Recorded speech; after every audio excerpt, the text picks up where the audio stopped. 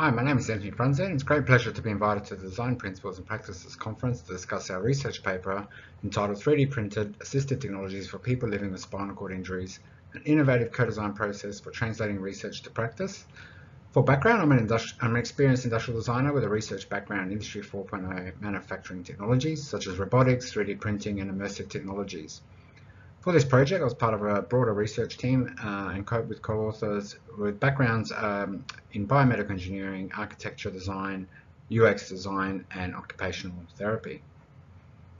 So for a bit of background and context about this project, assistive technologies, or ATs, can improve the functioning, well-being, and independence of people living with spinal cord injuries. However, there's a need for highly customized products. They're quite difficult to access if you're living outside of a metropolitan area. The process for getting the devices can be quite time consuming, and the devices tend to be quite expensive. So access, and this is especially important in the first 2 years post-hospital discharge, where testing is most relevant to ensure the perfect fit of the product to the user. At present, most ATs or assistive technologies are imported to Australia by select providers with long lead times, which has also further been impacted by COVID-19 supply chain issues. So customization is required to ensure a correct fit, performance, and greater potential for ongoing product use. So historically, off-the-shelf ATs have been hindered by lack of sufficient customization. This leads to an underuse and abandonment of devices and systems due to poor performance, not a good fit, niche product costs, which are quite expensive, and reduced aesthetic qualities. In response to this, we explored Industry 4.0 technologies such as 3D printing and parametric design software, as they afford us new approaches to designing niche products at scale, and also to better meet individual user needs. So parametrically driven computer-aided design in combination with 3D printing was used to develop algorithmically optimized products to each individual's unique requirements. Moreover, 3D printing allowed us to explore a wider range of materials and form possibilities at a reduced price point compared to mass production process. So in our design process for these customized solutions, we employed a research through design or RTD methodology and harnessed user insights through a series of collaborative innovation workshops to collaboratively identify, design, and deliver AT solutions to people living with SCI in regional and remote Australian communities. Research project, the research team and I collaborated with people living with spinal cord injury and also key stakeholders such as occupational therapists and manufacturing experts. So from June 2021 through to June 2022, we hosted a series of 4 co-design workshops. And the main aim being to identify end users' real-world challenges, co-design solutions to overcome these challenges, and then turn solutions into tangible products. As a result of this process, project outcomes include establishment of an innovative process that prioritizes 3D printing AT prototypes. We also developed demonstrator products for allied health engagement and testing, which led to a minimum viable product, or MVP, which was useful in attracting investors and establish early development validation parameters around the product, and also developed a functional user-tested product, which is ready for commercialization at this point. So looking at the methodology behind the project, the research data was collected through the following methods. So beginning with a desktop review of the literature and the market, and followed by the 4 co-design workshops from June 2021 to June 2022, with observational video and voice recordings, as well as notes taken during discussions. Research to design was utilised as a method to create the 3D printed assistive technologies, and we also incorporated this to develop iterative modelling process using reflective journaling and co-design workshops. Then the most effective prototypes were created and user tested to determine what is the optimal solution. And research through design was really useful in the sense that the prototypes were a means to explore a future scenario, connecting abstract theory to experience. And it was also very useful as a narrative prop when talking in interdisciplinary discussions with users and also occupational therapists. And it was also a good landmark in terms of where we were at in terms of the project and communicating that with stakeholders.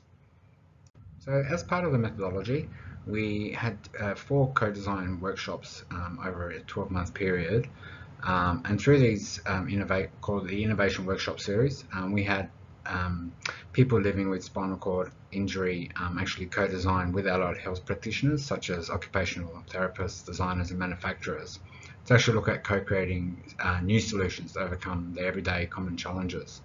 So the workshop series was facilitated by the research group, who contained biomedical engineers, advanced manufacturing experts, industrial designers such as myself, UX designers, and also people with extensive background in co-design practices. So over the next section, I'll talk about the first 3 workshops in detail and then circle back to workshop 4, which pertains to prototyping testing later on in the presentation. So workshop 1 was looking at really establishing rapport and gaining initial understanding of the types of problems users were facing with in everyday life, basically, and how we could help.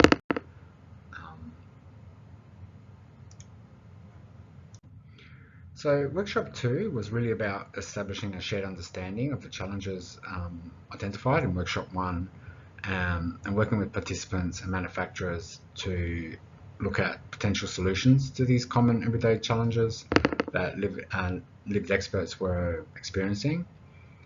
And workshop 3 was called Pitch and Feedback. So this was really to close the loop on the co-design process so far and ensure that manufacturers receive diverse feedback, and lived experts and clinicians can actually evaluate their ideas.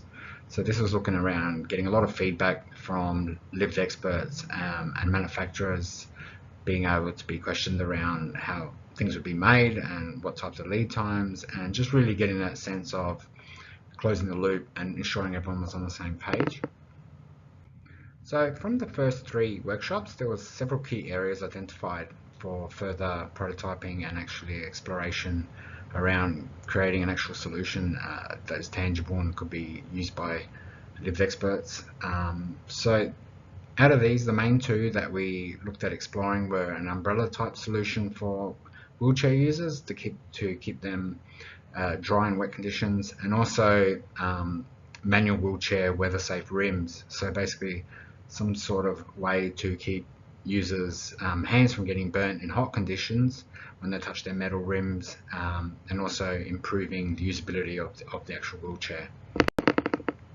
As I was saying, the first concept really looking at exploring keeping users dry in the rain whilst using a wheelchair, a walker, or other similar assistive devices. However, we through market research, we quickly found that there was already a lot of these types of products on the market specifically designed for wheelchairs, but many were adapted from the original use on prams and bikes, and hence and they're quite low cost, and hence the choice was made to direct efforts around custom wheelchair hand rims.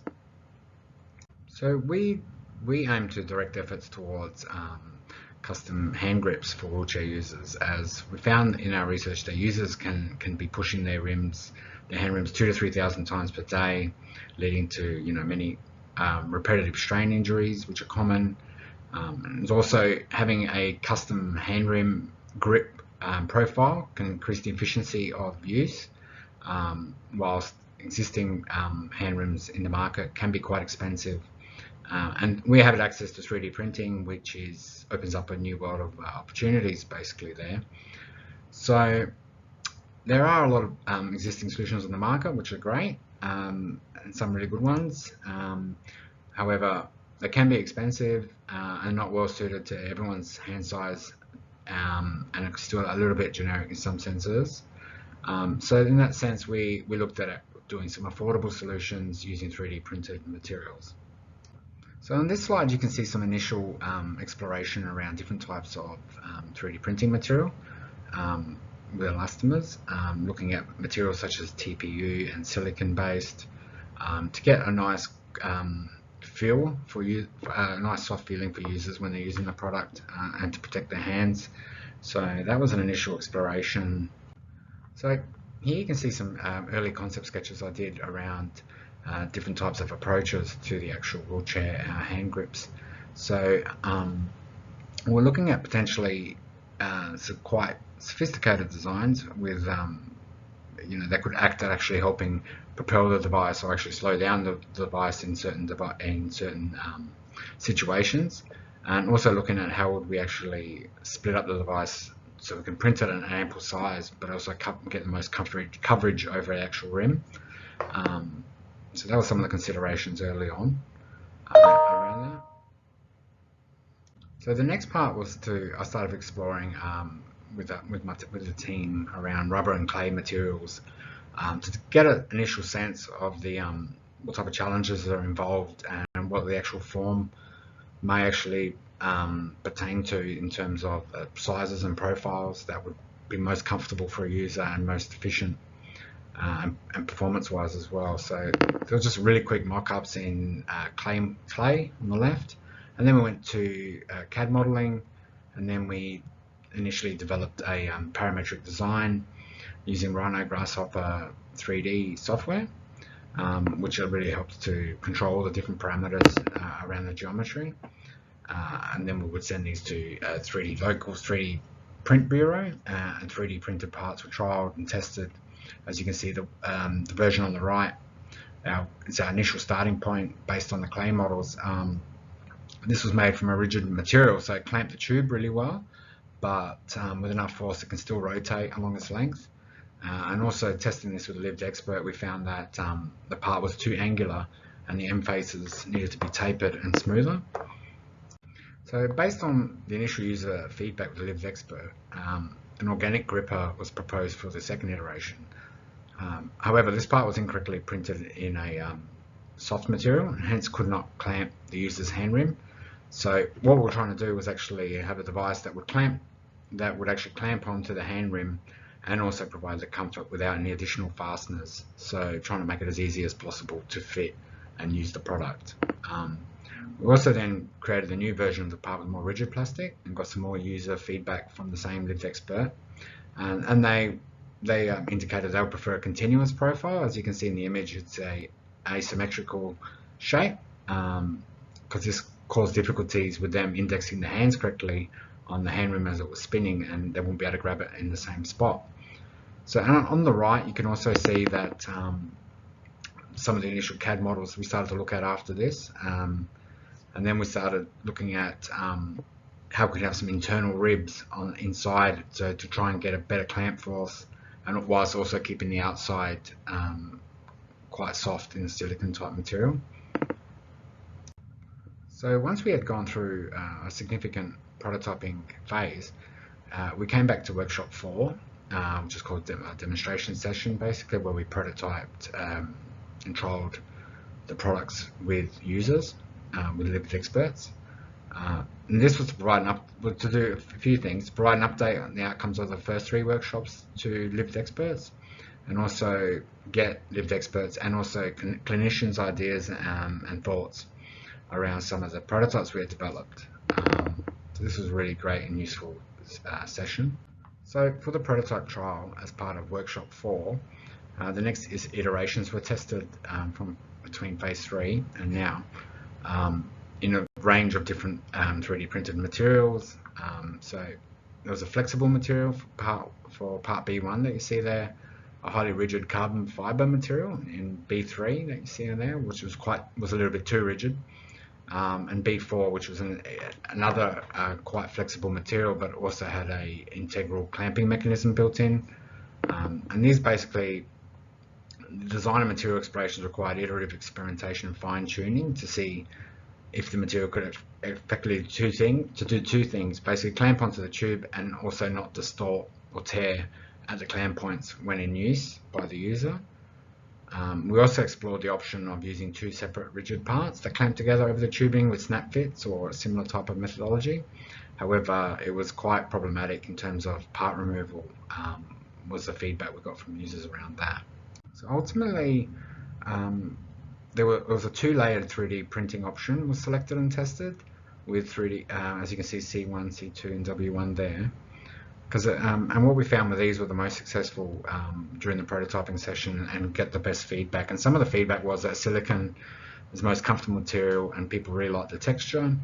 It could also be helpful in wet conditions and reducing hand burns on hot days. Also when Another thing was when traveling down long ramps, it would also help to be able to, when they got a lot of speed, to be able to actually grip the hand rims a lot better. And there was also talk of inserting cooling gel or something similar, which would also help with palm swell. Some of the other feedback that we got was that the product could have a lower profile to prevent obstruction in confined spaces, as some of the actual hand grips that we designed were getting a little bit too wide. And also we should look to do some more research around fitment to different types of hand rim profiles and hand rim sizes, as there is quite a bit of variation there. And also, there was also talk of a design exploring a low-cost injection molding carriage with custom 3D printed inserts, which could also be potentially beneficial, and to keep a bit of a blend between mass production and also 3D printing. We found that around 7 of our items would be needed per hand rim to provide ideal coverage, or alternatively we could look at a one-piece design that covers the whole rim, and we just have to arrange a way to do that and get the size corrected for the 3D printing beds. What we found was interesting was that parts could actually stay on the hand rim and not need to be removed, which suggests a simpler conventional snap fit clamping mechanism may be actually useful to explore, but we still need to consider easy fitment and removal, because a lot of people with spinal cord injuries may also have problems actually with removal and fitting of these devices. There's actually a very clear interest in purchasing these products, and users were really happy to be involved in the design process, and were eager to be in further design process around further customization of the part. And ideally, we'd have to look at lead times for parts being as streamlined as possible to improve users' quality of life. So what we found was that collaboration between project partners resulted in sharing knowledge and skills regarding the health needs of people with spinal cord injury, and the benefits of using additive manufacturing and parametric design modeling tools when developing assistive technologies. The project also allowed project partners to investigate other collaboration possibilities further. And to summarize, as a result of the project, we developed an innovation process, including online consultation workshops with end users to facilitate the 3D production of prototypes. We also developed a demonstrator product for allied health engagement and testing, and end user pilot group testing was also conducted. As an assistive technology, weather-safe wheelchair rims can also help people with spinal cord injuries to be more independent and mobile, helping them in their everyday activities and improving their quality of life. Lived experts expressed a really positive attitude, as I was saying before, towards working with remotely located designers to develop these products, and they're happy to work, whether it's over Zoom or Skype, reducing the need for long travel and whatnot. So that was really encouraging. And also using 3D printing and prototyping really helped to be able to rapidly iterate products and ensure that the user gets the product they need.